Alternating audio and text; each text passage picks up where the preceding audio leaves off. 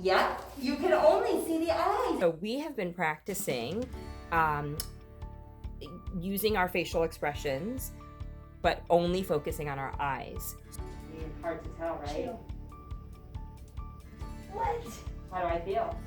Very hard to know how somebody is feeling when they're half their face is covered up. We have been practicing at all different grade levels, showing a surprised look, or a sad look, or a scary look, or a happy look.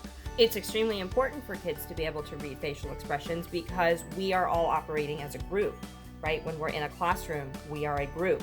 When we are at lunch or snack or walking from class to class, we are a group. We need to be able to show how we feel to others, especially to our teachers who are trying to read our facial expressions as well, to know if we're feeling confused or frustrated, and to know if we're having any other problems. Yeah, they're almost blending in with your hair. They went straight up, and that's how we can show that we're excited.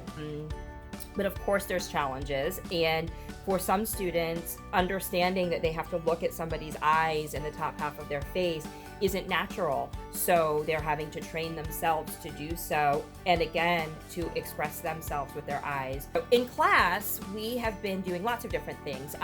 With the elementary students, 2nd grade, 3rd grade, 4th grade, just practicing what our faces look like. We made paper plate faces, and we were able to interchange eyes with different expressions and mouths with different expressions. However, then we covered the mouth with a mask.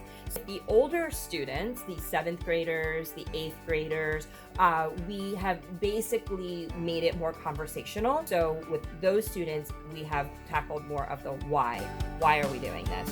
Why are we spending time talking about what our eyes look like? Yes, eyes get big, eyebrows go up. There we go, then baby, yes, surprise. For parents, many of us, it's natural to be able to read facial expressions. And so we assume that our children can do the same.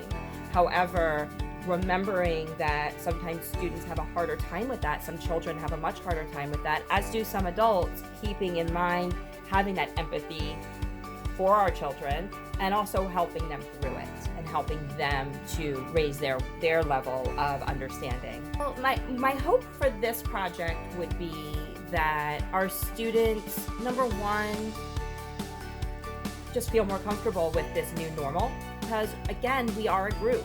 Whether we're in class or whether we're at the grocery store with our families, we are a group. And while we're socially distanced from our group, we are all still together.